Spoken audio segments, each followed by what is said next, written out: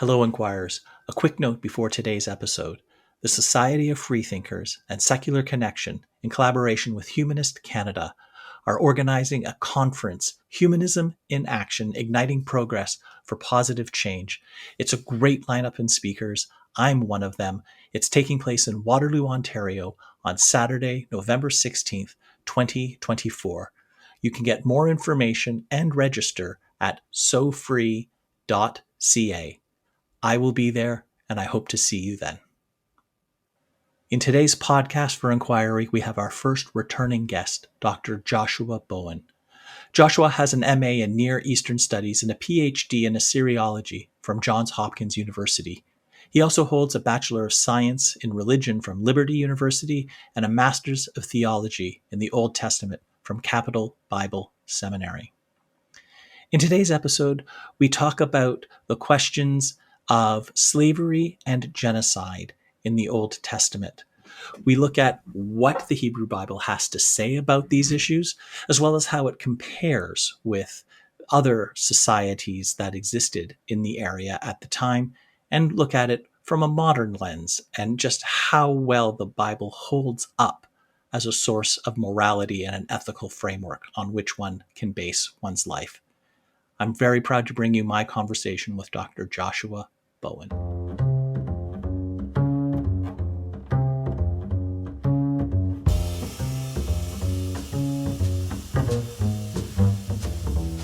Welcome to the Podcast for Inquiry, brought to you by the Centre for Inquiry Canada, a national educational charity supporting your community for reason, compassion, and secular humanist values.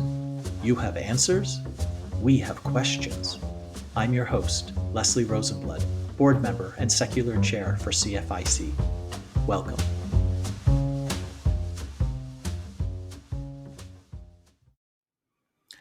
Dr. Josh Bowen, for the first time, I'm going to say to somebody, welcome back to Podcast for Inquiry. It is an honor to be back. So when I had you on a little while ago, last year, we talked about how the Old Testament comports with what we know of history. So the events of the Bible, how does that, does what we know of what happened at the time through contemporaneous literature, archaeology, history, and the like, is it consistent with what the stories are told in the Bible? I don't want to talk about the real world, about actual history today. Because although there are many people that do view it as a historical document, many of the same people and many others view it as a moral guide and use the Bible or as something on which they base their worldview, their philosophy, their sense of ethics and morality. And I've often heard that without God, or even more specifically without the Bible, it's impossible to even have morals or to lead a moral life. So I wanted I want to talk about that, and but that's a really big topic.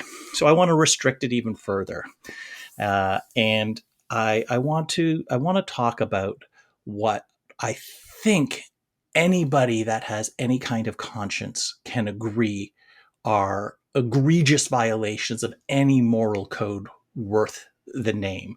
And I'll just name them both. They're slavery and genocide. So I want to talk about those two topics in the Bible, and specifically your area of expertise, the Old Testament. So, do you think we can have a conversation about that? Yeah, I've talked about it once or twice in the past, Okay. so I'll try to dig deep. All right. Come up with So something. before we get into the Old Testament, I'd just like your thoughts. Like to my mind, and I'm not a professional ethicist. Like it's hard for me to conceive of what would be a greater affront to morality or to any reasonable moral code than slavery and even worse is genocide. So just to start with, am I missing something, or would you agree that those are about as bad as human behavior can get? I mean, my expertise in ethicism is probably on par with yours. But yes, as far as personal intuitions go, and what I see with how people that understand the biblical text to be that moral and ethical guide, how they interact with these topics when they come up, on the whole, I think tips the hand for me even further to say, yeah, this is something that is egregious, because it doesn't take long when you say to someone who follows or thinks that they follow something like the Hebrew Bible or what we see in the Pentateuch as a moral guide or an ethical guide. Once you point out slavery, the response is never, "Oh yeah, well of course." Right? It's always, "No, no, no, no, no, no, no. That can't be in there." Or here, 1 Samuel 15, we have genocide commanded by God. No, no, no, no, no, no, no. It can't be that. So the fact that there's that immediate reaction, whether someone holds to moral relativism, or it's morality driven by cultural norms or objective positions on morality, whatever it is, and I've already probably said more than I understand. You know, it seems like there's a consistency on both sides of this. That gut reaction is the same for me and for you, and it seems like for most of the people that I interact with, of whatever faith background they are. Well, that's good to know. I mean, I'm glad that there's not, in your experience or in mine, really much of a debate about whether slavery is a bad thing. That there's a pretty much unanimous consensus that no, it's it's wrong. So, uh, but that's actually relatively recent, perhaps in the last century or two, and it's not as though slavery has been abolished in our world today. It does still exist, unfortunately, but I did promise that we weren't going to be talking much about the real world, so please ignore that comment. But given that people that we do talk with agree that slavery is wrong, what and many people do hold up the Bible as a source of ethics and a way of life and as an inspiration for how one should live and how we should structure society.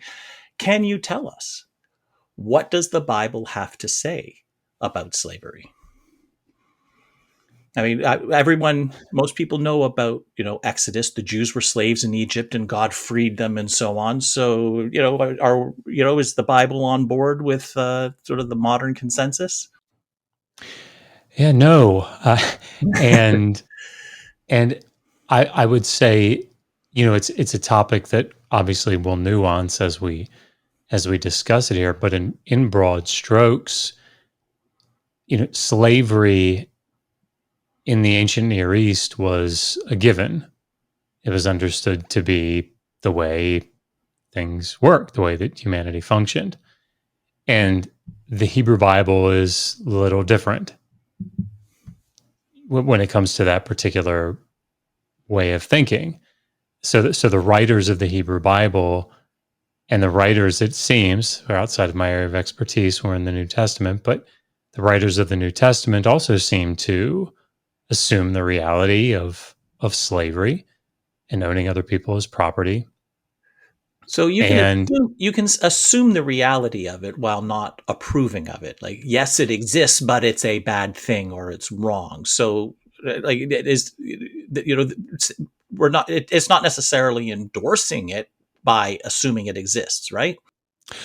certainly it wouldn't follow that if it just spoke about it or recognized the reality of it, that it would endorse it. But the biblical texts, unfortunately, do. Ah, okay. So,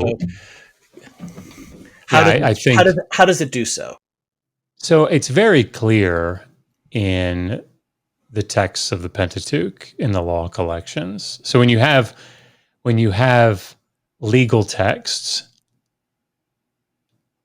however they functioned from a historical critical perspective Hmm. in the ancient world, the way that they are generally viewed in Christianity is that these were laws in one way or another given by God.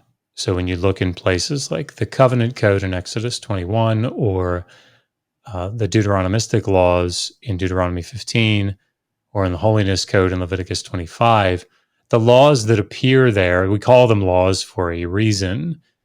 It's because the text says Yahweh spoke to Moses saying, command the children of Israel X. And so That when you seems have pretty clear. right, and and so there's a difference that I have an entire chapter in my book on slavery dedicated to this particular topic of what were these law collections. But that's a different question historically than it is theologically, I think. And if you ask probably people that you and I interact with, what do you think about homosexuality in Leviticus 18 and 20? There's a whole host of people that follow, evangelical theological leanings that would say, oh, yeah, well, homosexuality is a sin because look, here it says it in Leviticus 18 and 20. It's abomination, and they shall surely be put to death. If a man That's sleeps right. with another man as he lies, if a man lies with another man as he does with a woman. Yeah, what they don't say are things like, oh, well, these were just scribal exercises, or these were wisdom, pieces of wisdom that really weren't something that God was commanding, or that the people were held responsible for anything. No, but those are discussions in historical critical circles among scholars that are subject matter experts Hmm. in the field. But when it comes to viewing the text as an ethical standard guideline, I think that many of the people that you and I interact with do so from the position that the reason that we hold these to be a standard is because they were handed down by Yahweh. So, in that sense, the text is very clear. Of course, the passage that I think gets brought out the most in that context because of its clarity is Leviticus 25:44-46, which says, as for your male and female slaves whom you may have, you may purchase them from the nations around you. From them you may buy slaves.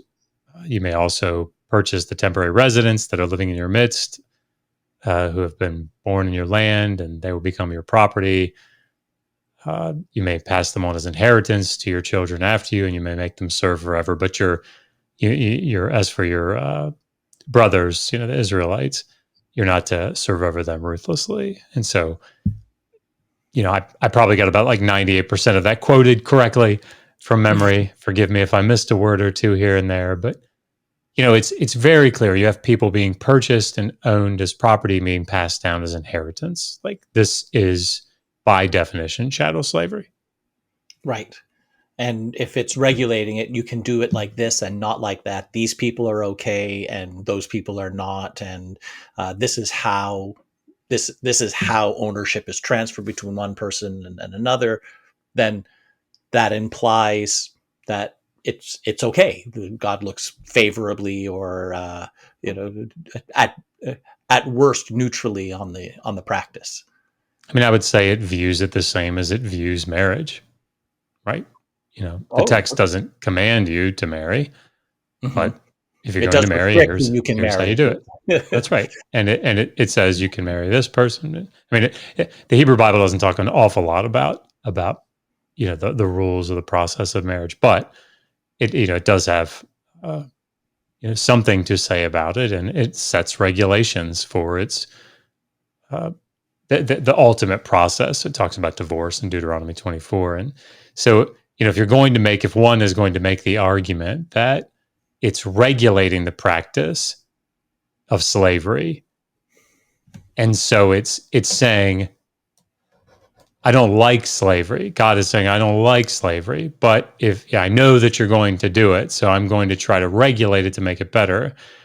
I think you'd probably have to make similar arguments for things like marriage, uh, because I think you'd then have to make the argument that things that we see in the Hebrew Bible that talk about marriage practices or taking somebody in marriage, that this would be something that, in the same way, Yahweh didn't want, but he's regulating it. He's trying to make it better, and even though he doesn't like it, and I think, of course, that wouldn't follow for marriage, and I don't think it follows for slavery.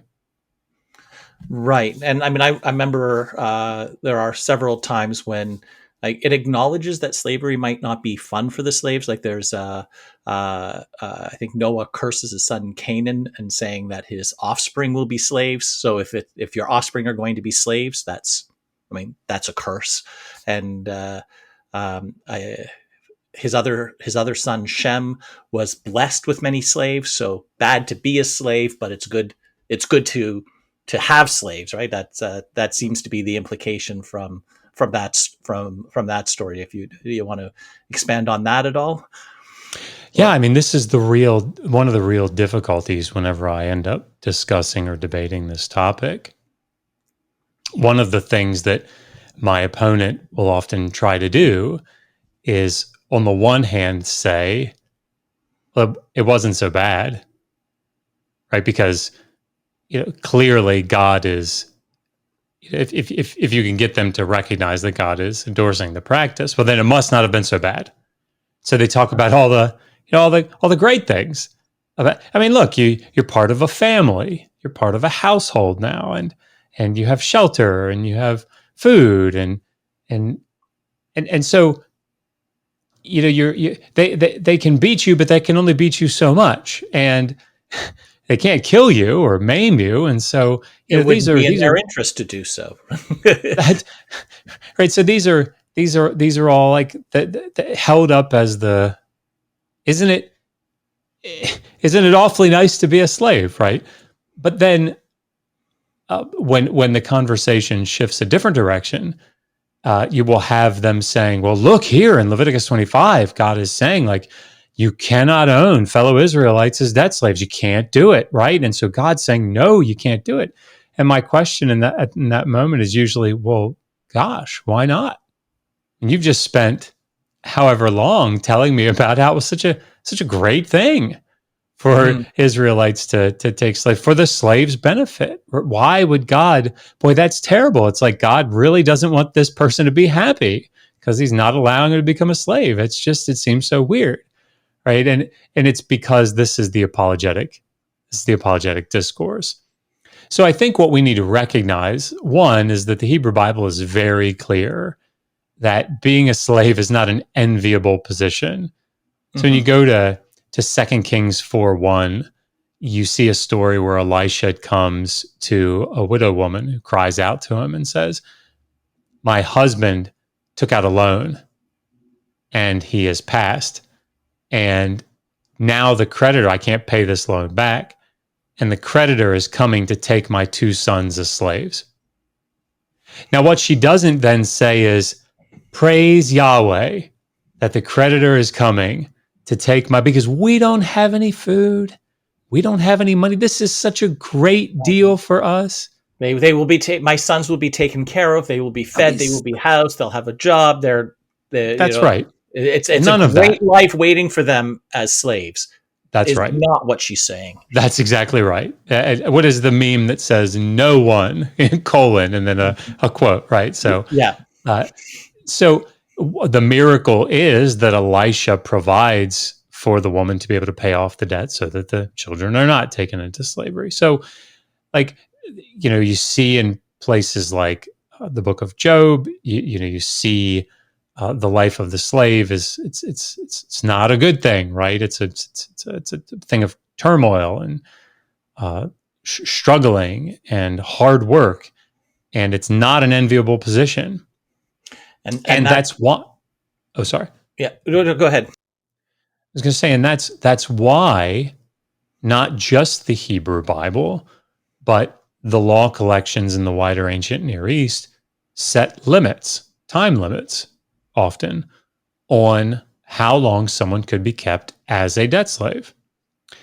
Because one of the problems in the ancient world and today as well is that if someone goes into debt and they owe, let's say, $1,000, and someone says, "All right, I'm going to take you as a debt slave, and every year you're going to earn $1,500. So you should be able to pay this off in no time, right?" But as soon as they come in, they start charging for room and for board, right, and for interest on that loan, and all of a sudden now there's $1,000 a year building up in interest, or $1,200 a year building up in interest, and these other expenses. So now, the longer the person works, actually, the more the debt grows. It sounds like a lot of student loan stories that I've heard. Why don't they just work and pay those off, right? I mean, doesn't that just make sense? Where yeah, they had loans of like $10,000 or $20,000 for an undergrad, and they've paid off $120,000 over the last 20 years, Crazy. and they owe $60,000 now. Like they owe triple what they did, having paid 8 times what they had Yeah, initially owed. So this is a story that goes back a lot further than contemporary that's right. student loans. And the rationale here for the law was to say, we know this is not an enviable position.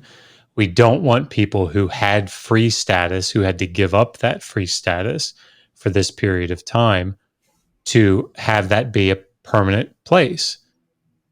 So we're setting a time limit. After 6 years, in the laws of Hammurabi, after 3 years, the debt is paid no matter what. So they recognized that it was bad. And it was bad in the same way. I'm careful with how I'm using that terminology here, given the discussion about morality. It Mhm. was it was not beneficial in the same way that having a loan at interest was not beneficial. It's not that it was immoral. It it was that it was not an enviable position.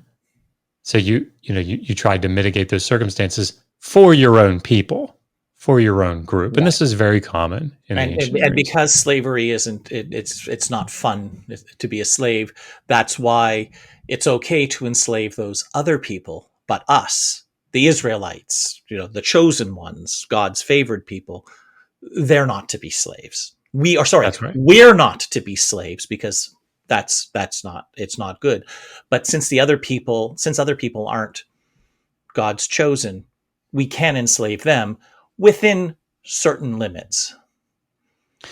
And it's interesting because this is not a unique concept in the ancient Near East to have different laws about slavery for a foreigner as opposed to a citizen.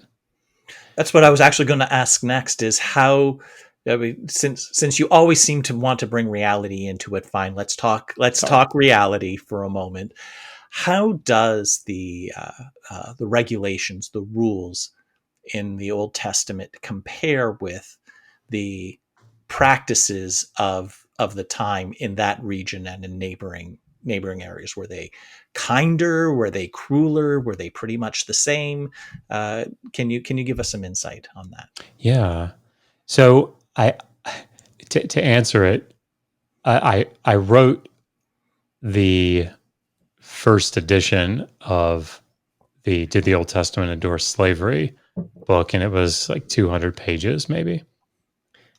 And then I ended up doing a lot of debates and discussions online over a couple of years, and realized that there were many more questions that needed to be answered. And so I put out the second edition of the book, and it went from 200 pages to 703. Uh, Yes. Part of the reason for that growth was that question came up a lot. Okay. How does it compare? All And right. so what I did to try to answer the question was I have chapter 5 is dedicated to that question by itself. And what I did is I took all of the law collections in the ancient Near East and found all the overlap between them. and the Hebrew Bible when it came to the laws about slavery, and then just laid each set out based on topic and then explained them and then showed how they compared to one another. And then in the back, I have this appendix that's a couple hundred pages long.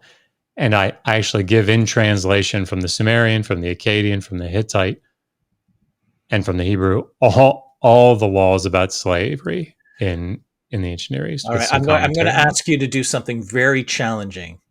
Can you take a few minutes and summarize what it took you 500 pages to exhaustively document? Yeah.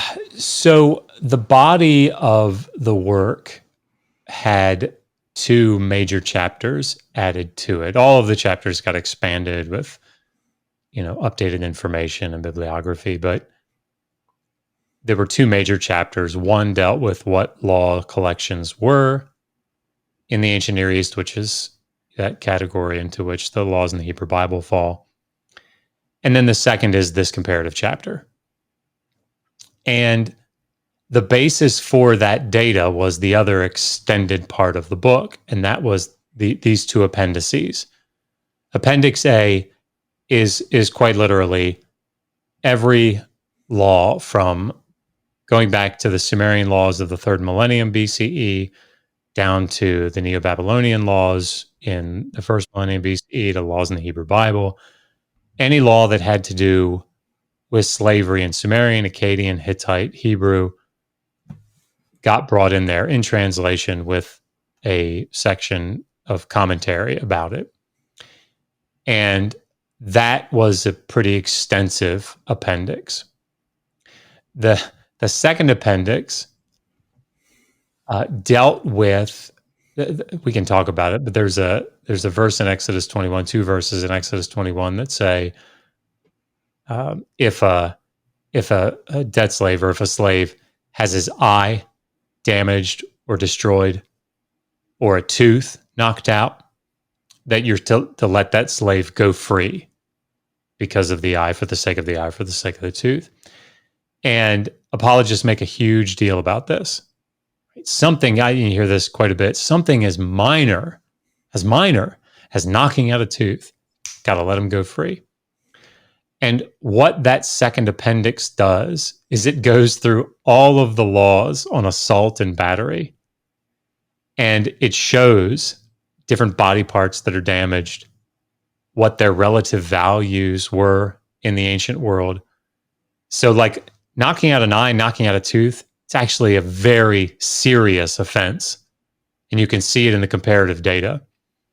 And so, those are the two big appendices that got added to the end that expanded it. But it ends up being, I think, something that if you're going to discuss this topic, if you're going to discuss slavery, like online, or if you're going to talk about it at the dinner table at Thanksgiving with that evangelical or fundamentalist relative of yours, if you want to get geared up and understand the various arguments and what the laws actually were, this is sort of it. And sorry, I'll shut up after this, but this is the other thing.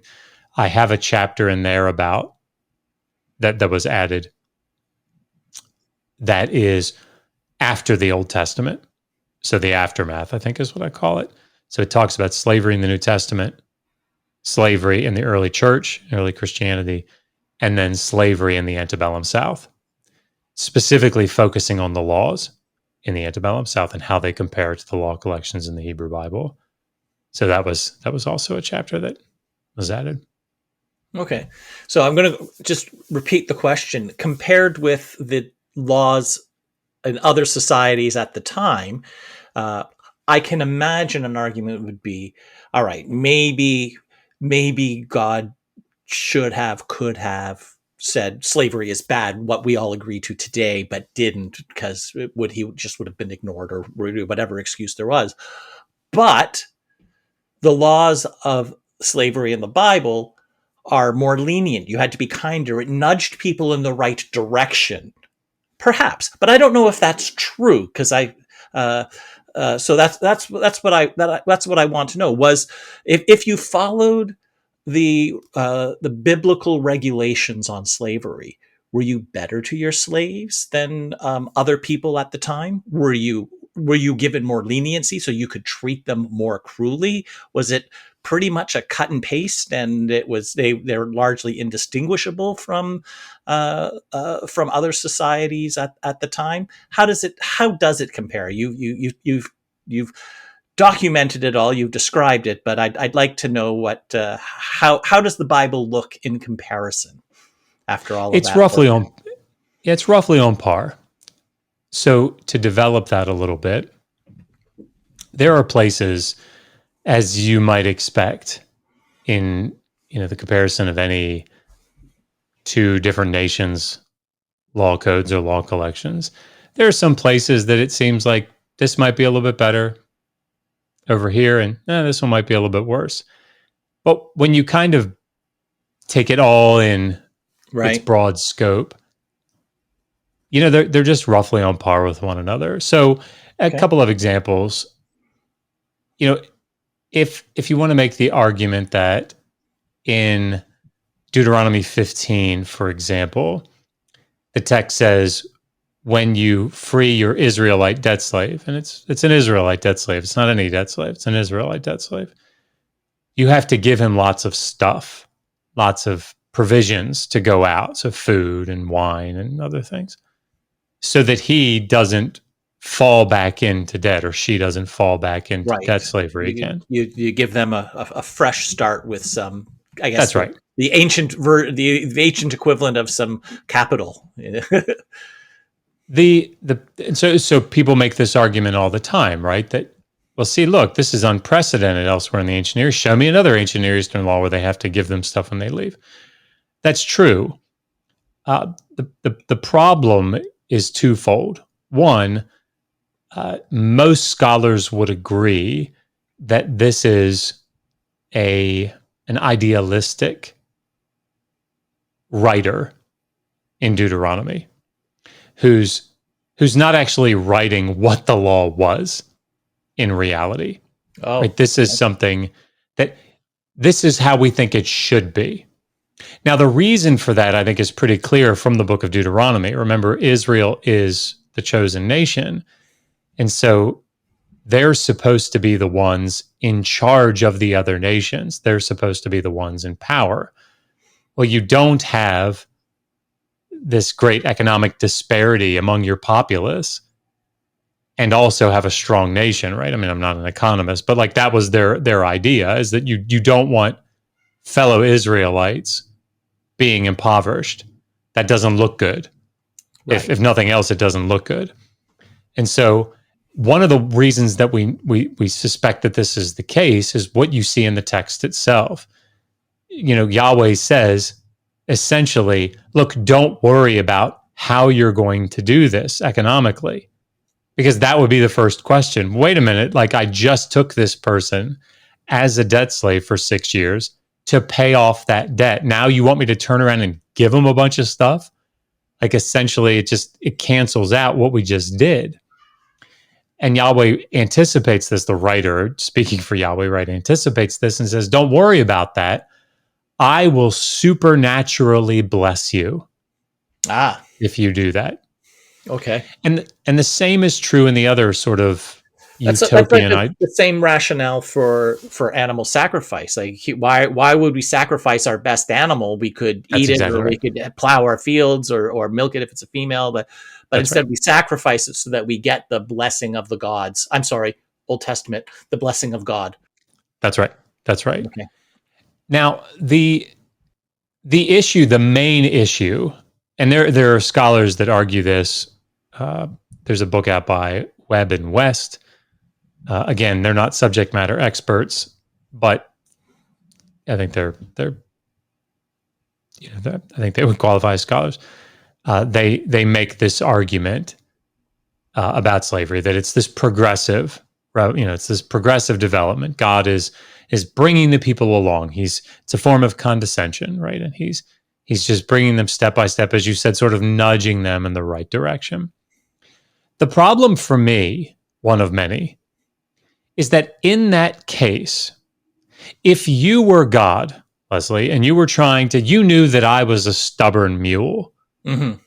and you were trying to move me along, and so you were going to give me rules that were just a little bit better, right? They restricted me just a little bit, not a lot, but just a little bit more. One thing that I would not expect to see is a law that makes it worse for my slave. I wouldn't expect it to be like 6 or 7 would make it better and then 1 or 2 would make it worse. You're God, right? If you're trying to incrementally move me forward, you would either leave the law as it was Hmm. or make it a little bit better. You wouldn't make it a little bit worse than the surrounding nations. And this is one of the big hurdles that I think this argument has to overcome. So when you go to the laws of Hammurabi, which come from the middle of the 18th century BCE, as I mentioned earlier, Hammurabi says if you take a dead slave, they serve for 3 years Right. and they're released in the fourth, and the debt is repaid. In the Hebrew Bible, in 2 places, the 2 places that it talks about it, the Israelite serves for 6 years and is released in the seventh. So 3 years Hammurabi and they're free, 6 years in the Hebrew Bible and they're free. If I'm God, Josh, and you're stubborn, I mean, I'm stronger than you. I'm God, and I want to congratulate you on your perceptiveness for realizing that most people don't realize that about me. But if I'm God, I I can just change your mind. I can. I One mean, would God think. hardened Pharaoh's heart. I could soften yours, Sure, sure. but But but God this is chooses not to. So it's but because it's this is not that important to God. but this is really the material issue here is that, if I'm trying to think of a good analogy, if let's say I adopt a child, a teenager, and that teenager's been eating junk food their whole life, Hmm. and I want to get their diet better. Right. Eat your vegetables. Good luck with a teenager. That's right. But let's say for breakfast, they're eating Pop Tarts. For lunch, they're eating, pizza. And for dinner, they're eating a salad.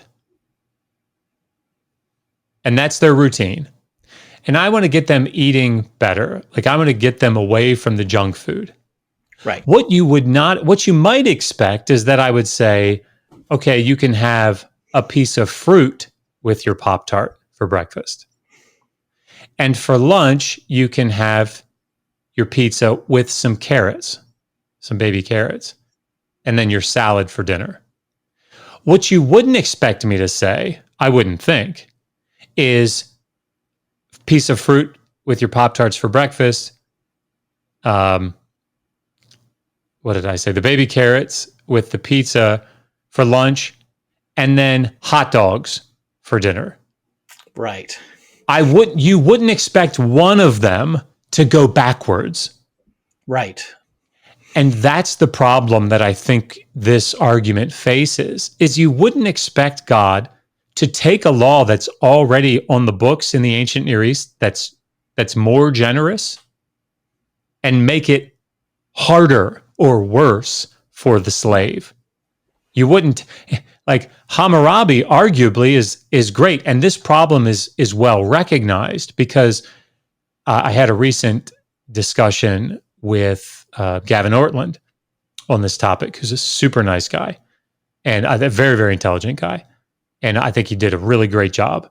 But one of the hurdles that I think needs to be overcome here with the argument that he was making is that I asked him the question, is it better to be a slave for longer or for a shorter period of time?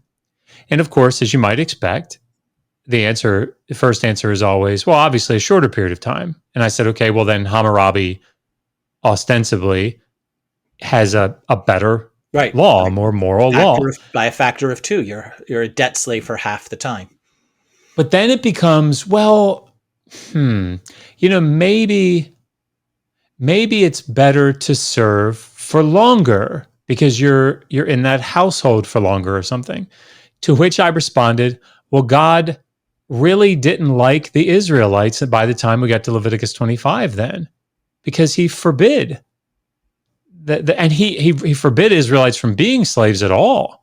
And actually, well, he really liked the foreigners because he said you can keep them forever. So, right, it's like which horn of the dilemma are you gonna take? And again, I think I'll land here, but I think it's the best argument that someone can make for two reasons. One, I think that, and well, really the primary reason is it recognizes that slavery is bad, right? It recognizes that, or the theological position is of the person. Wherever we end, no slavery, right? Wherever this thing lands, we need to agree slavery bad.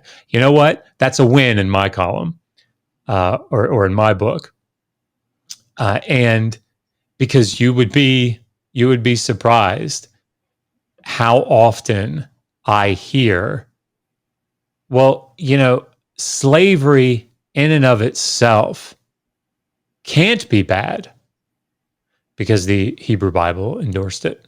So it can't Okay. be. Well, all right. So let's.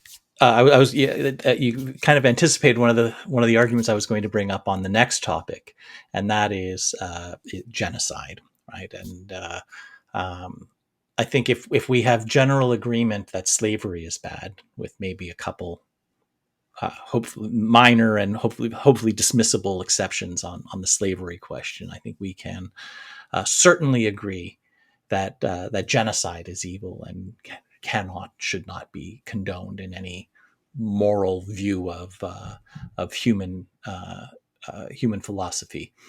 Uh, and I've got a couple of thoughts on this, and I'd like you to weigh in on that. Like, first is, if we're talking morality in the Bible, it's kind of hard not to come to the Ten Commandments, right? Like, that's kind of just that's what everyone goes to.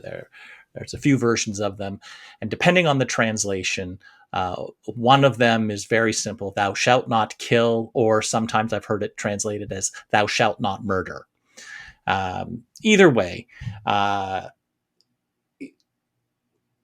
if I can see an argument saying, well, even in the Ten Commandments, thou shalt not kill. So if you can't kill a single person because that's what God commands, then clearly genocide is right out. So, like, we don't even have to have this conversation. Obviously, the Bible does not condone genocide. But then, on the and I'm not an expert here. I think of Sodom and Gomorrah, where God kills the inhabitants of everyone in two cities. I think of Noah's Ark, where God kills not just every human on earth, but every creature on earth, except for the very few that are on Noah's Ark. I mean, God kills everybody and everything. When I think of Exodus, and God leads the Jews out of slavery, and into the promised land. And here, these are I give these lands to you. Even in the Bible, the land of Israel that God promised to the newly 40 years in the desert escaped Jews from slavery in Egypt, they weren't empty lands. There were people there, and God essentially gave permission for the Jews to exterminate, exile the folks that were already there, because it belonged now to the Israelites, to the Jews that escaped from Israel, which seems to me to be a pretty effective endorsement of genocide. So I'm coming at this from an amateur's perspective, but these stories that I'm referring to, and many more as well. What's your take on the biblical view of genocide, Dr. Josh? I think to sort of steelman the broad theological position that I think most people that fall into that sort of evangelical camp that you and I interact with so frequently. I think what they would say is that humans, absent a divine command, cannot commit genocide.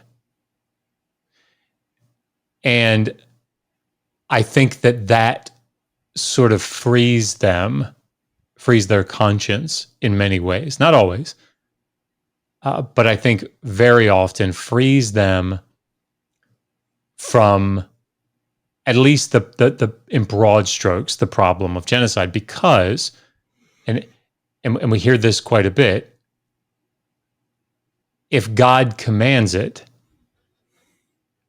either it must be moral because God is all knowing and he would never command something immoral, or it's moral because it is commanded by God and it's some divine command theory view of morality. So, but you're absolutely right. Yahweh doesn't have a problem killing people. So when you look at the book of Leviticus, I'm writing a commentary now on the book of Leviticus.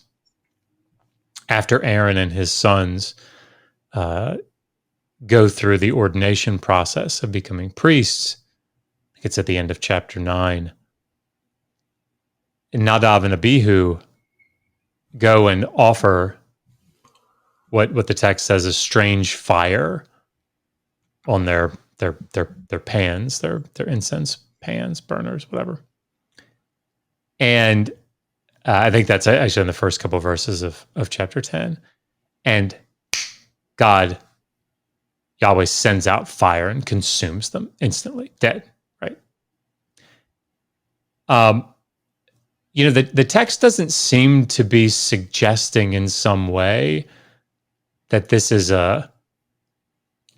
some sort of like what we would consider to be horrible, egregious, wicked thing that they've done. What they've done is they've broken the purity ritual laws. Right? They've done something that went against God's sacrificial commands. The laws that were just set out, they didn't obey them. And you don't do that around Yahweh. You certainly don't do it in his sanctuary. You certainly don't do it if you're a priest. And you think about the altar or the Ark of the Covenant being carried, right? And the guy stumbles and he reaches out to grab the Ark and he touches it to keep it from falling. I mean, good intent, dead. So God doesn't have a problem killing people. And I think that when we come to this problem of broad divine commands of genocide, you kind of get two responses from the apologists.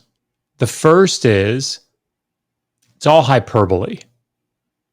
Right? It doesn't really mean kill everyone. What it means is thoroughly defeat them, soundly beat them, have a victory over this people group. Yeah, so when we use hyperbolic language when talking about sports, Team A obliterated Team B. Well, nobody died, but that's right.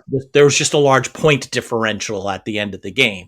So that's right. So this is have a sound and unquestionable military victory, which might involve deaths, but it doesn't mean you actually slay every man, woman, and child. Is that the argument? That's correct. That's correct. And in fact, the football analogy is one of the more common analogies that's used in this argument, right? The Steelers really slaughtered the Ravens in the football game. And as you say, nobody actually died, right? So the issue that goes against the biblical literalism, right? Like every word of like usually people that defend the Bible very vigorously argue that every word of the Bible is God's true word. Like there's not this wiggle room for literary allusions or poetic language or hyperbole,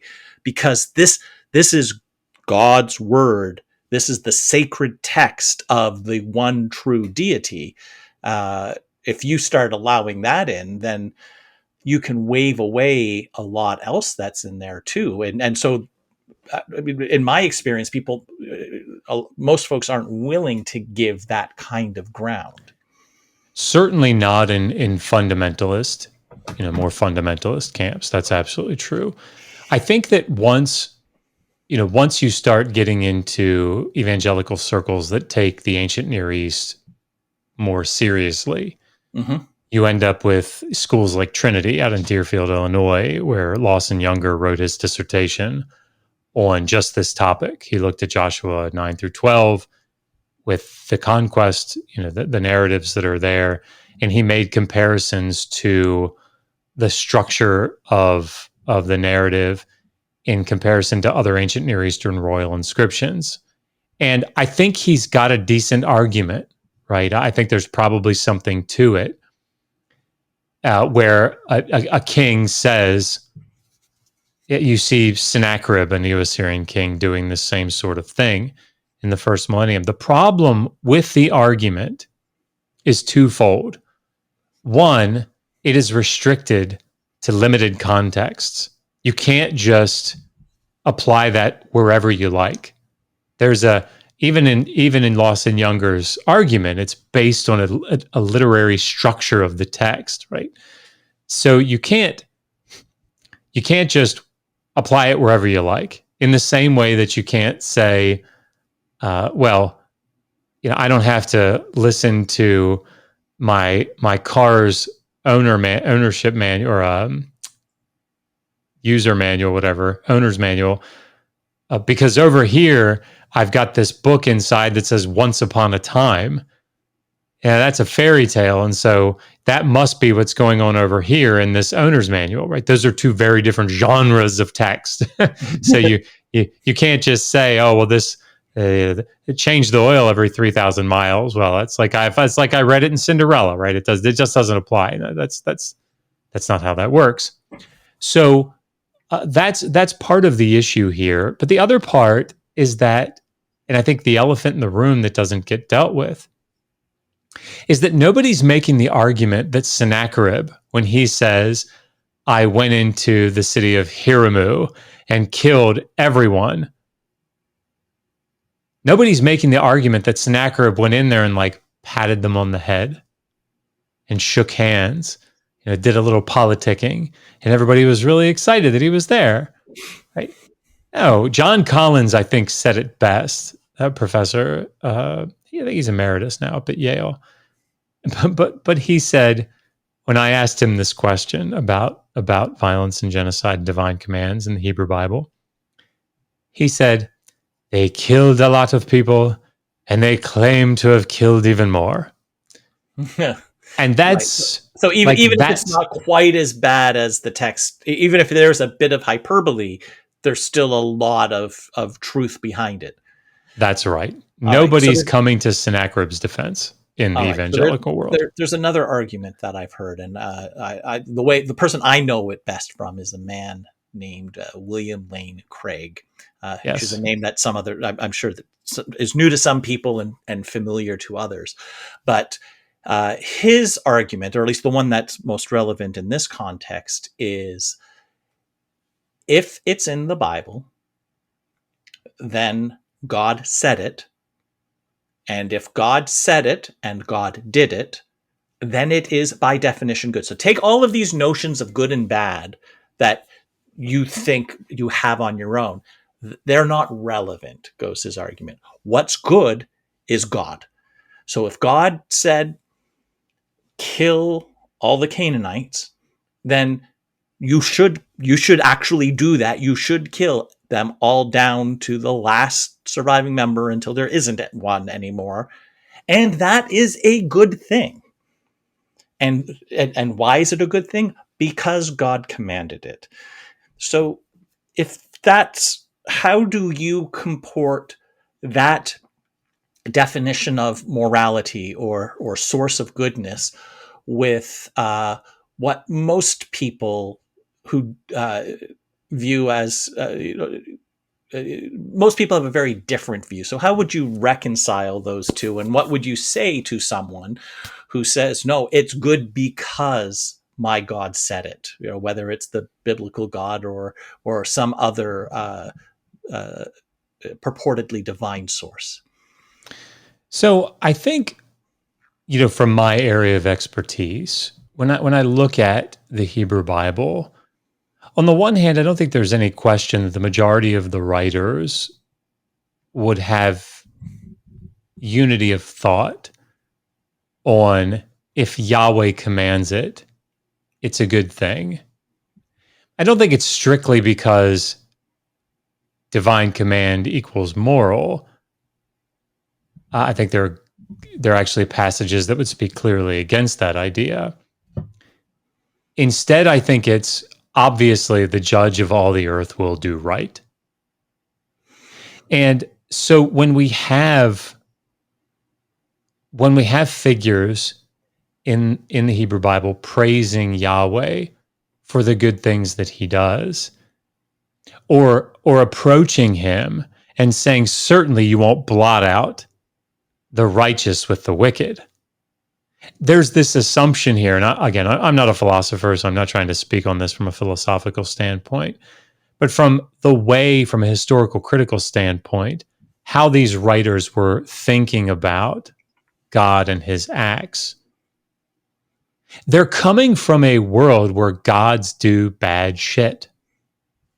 So the very popular flood story that you see in the story of Atrahasis and Akkadian, and in the Akkadian Epic of Gilgamesh, Tablet 11, which predate the Hebrew Bible by quite a while, you see in the story that the deity that sends the flood in the text is said to have done a wicked thing.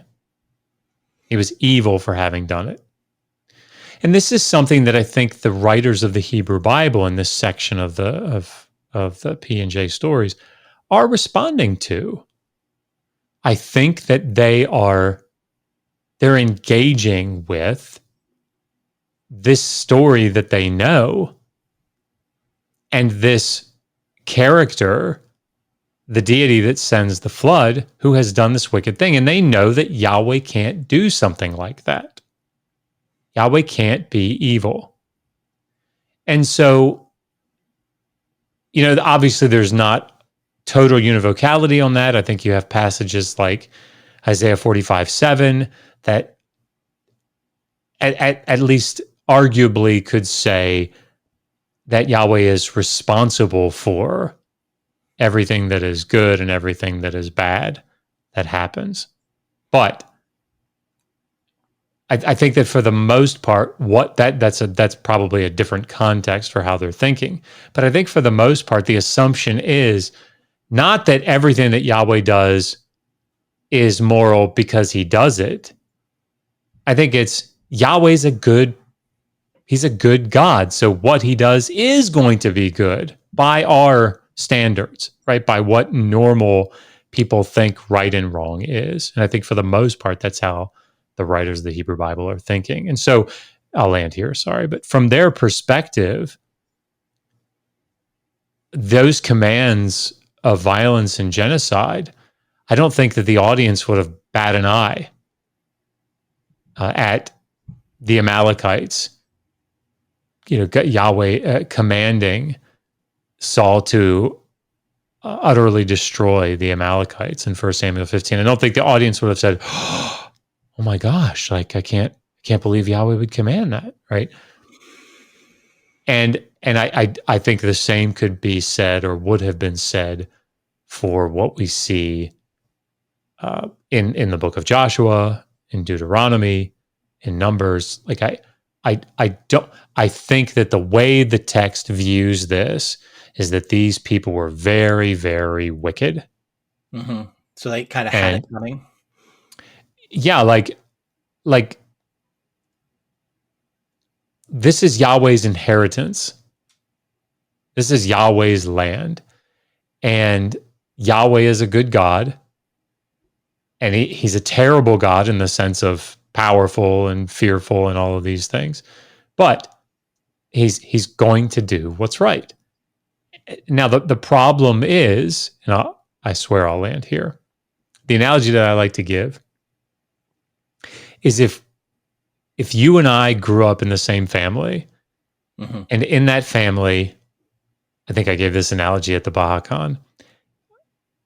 If we grew up in a family where around the dinner table, if someone interrupted someone else who was speaking, the person that interrupted got punched in the nose, square in the nose for interrupting. We would go through our lives, those formative years, believing that the appropriate response when someone interrupts someone is to be punched in the nose. Right. And so if you were to ask, you go out into the world and I'm out at a bar somewhere and I'm telling a funny story and someone interrupts me and I walk over and punch them in the nose and I end up in jail, right? And the judge says to me, Josh, why in the world did you punch that person in the nose for interrupting you? And I said, what do you mean? Because they interrupted me. What kind of a strange question is that? Of course I punched them in the nose. Because how else is he going to learn that interrupting is rude? That's right. And so I think that I know that I was, as a fundamentalist evangelical for 25 years, I was raised to believe that whatever it is that God does is good, not simply because he does it from some divine command theory perspective, but because God is good and he had a morally justified reason for doing whatever that he did. And so when people would ask, how come you can be okay with God killing all of the Canaanites, right? Giving the command to wipe out all the Canaanites to the Amalekites. I mean, I would say things like they were worshiping idols. They were worshiping false gods. Duh. Never once did it enter my mind, well, should that be the appropriate response to worshiping an idol? Right? Because obviously it's the appropriate response. God's doing it. Like, come on. So. Right. And so now looking at it from your current perspective, you came out of a evangelical Christian household and personal belief and became a world-class scholar on the Old Testament. How do you view the Bible as a text for inspiration and the foundation for a moral code? And that'll be my last question, because otherwise I'll be keeping you for a very long time. I think that I probably view the Hebrew Bible in a very similar way to how I view other ancient Near Eastern texts. So I love reading the Epic of Gilgamesh. Love it. Mm-hmm. And I have a rap on our channel, Digital Hammurabi, where I like rap a summarized version of the Epic of Gilgamesh for middle schoolers so that they can like get a good outline of how the thing goes. Because I think it's a very important story. Nobody should go look that up. Send me the link to that video and I'll put it in the show notes. Why did I say that just now? So I think it's a very, very important story and I love it.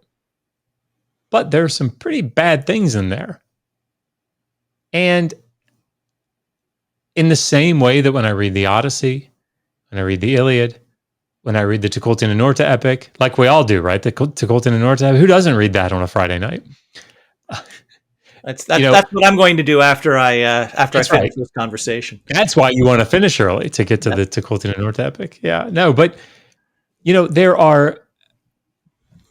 we all come to ancient texts, I think, and view them through our interpretive lenses. And the interpretive lens that I have is from a moral standpoint. Again, I'm not an expert on ethics and morality, but as I understand it, like I have formed a system of what I think is right and wrong, be it through experience, social norms, whatever theory people come up with. Like, however I've come to the framework that I have for interpreting the world from a moral standpoint, I bring that to ancient texts. And the funny thing is, I think we all do that, evangelical, Christian believer, fundamentalist, or not. Because I think as we talked about earlier, there's a reason that people get the hair on the back of their neck sort of stands up and they bristle when you say, hey, look, Leviticus 25, 44 to 46 endorse chattel slavery. Like, nobody just goes, I mean, very few people, thank God, say, yeah, right. Of course it does. Like, slavery's awesome. Right? We've come to a place in society where we're like, yeah, slavery is really shitty. We should not be doing that. And so I think that when I come to the Hebrew Bible, there was an old analogy given to me. It's not novel to my experience, or it wasn't given to me at the first. But I rake in the good stuff and I shovel out the bad. And I think that's how we handle things. And so when you read the Epic of Gilgamesh, I taking it out of moral things, scientific things, right? Like, I'm cool with descriptions of, Enkidu and Gilgamesh having a very close relationship, where they love one another and there's this great bond, or Enkidu and the woman have sex. Like, those are things that from a historical, scientific, but I think those things make sense to me. But then when I read about Gilgamesh outrunning the sun through a tunnel in the flat earth to get to the end of the world, where he crosses the sea to where the flood survivor is living, out on the edge of the flat earth where the dome connects to it, right? Like, I don't lie awake at night going, oh my God, how can I like the Epic of Gilgamesh if the science isn't right in it? Like, nobody does that. Right. People love Harry Potter even if they don't believe in wizards. They love Star Wars even if they don't believe in That's right. the Force or faster than light travel. It's fine. We can suspend our disbelief. And let's take Star Wars. And this is not my example, but I think it's really appropriate here. Like, nobody thinks through about the plumbers or the janitors that were on the Death Star. Right. Nobody's thinking about, that guy at the radar screen who was looking forward to going home the next week on some, military R&R or something to his family and kids. Like, nobody lies awake at night thinking about the morality. A small moon, there must be thousands, tens of thousands of people on it. Right? Like, but we don't, because that's not part of the story. Right. But if we right now were to come to the conclusion that Star Wars is actually historical representation, and it that happened a long time ago in a galaxy far away. That's right. It says so right there at the opening of the crawl. That's right. And if we were to add to that there was a divine being who created this whole universe and was on the side of the rebels, commanding them to go blow up the Death Star.